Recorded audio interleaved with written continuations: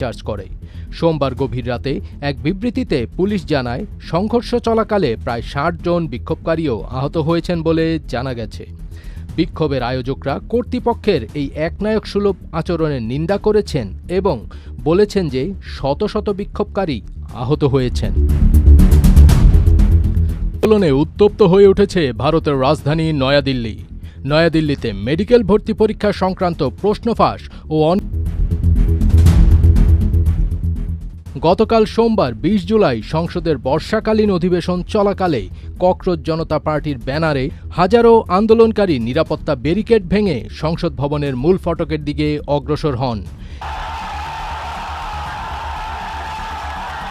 এ সময় ভবনের ভেতরেই প্রধানমন্ত্রী উপস্থিত ছিলেন। পরিস্থিতি ক্রমশ উত্তপ্ত হয়ে উঠলে ও বিক্ষোভকারীদের সাথে পুলিশের দফায় দফায় সংঘর্ষ শুরু হলে নিরাপত্তা বিবেচনায় বিশেষ নিরাপত্তার মধ্য দিয়ে প্রধানমন্ত্রীর গাড়িবহর সংসদ এলাকা ত্যাগ করে। শিক্ষার্থীদের আন্দোলনে পুলিশের ব্যাপক লাঠিচার্জ এবং রাবার বুলেট নিক্ষেপের পর এই আন্দোলন এখন মোদির পতনের আন্দোলনের দিকে এগিয়ে যাচ্ছে।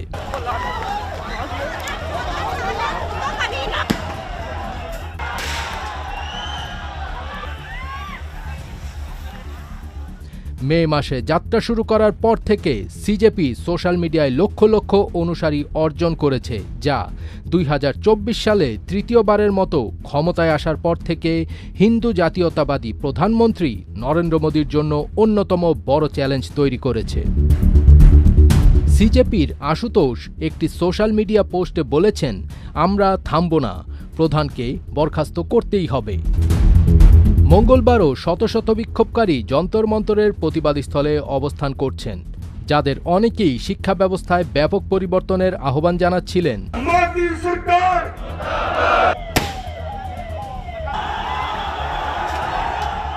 সোমবার প্রায় ৫ বছরের মধ্যে দিল্লির অন্যতম বৃহত্তম এক গণসমাবেশে বিক্ষোভকারীদের সংসদ অভিমুখে মিছিল করতে বাধা দিতে পুলিশ কাঁদানে গ্যাস ও লাঠি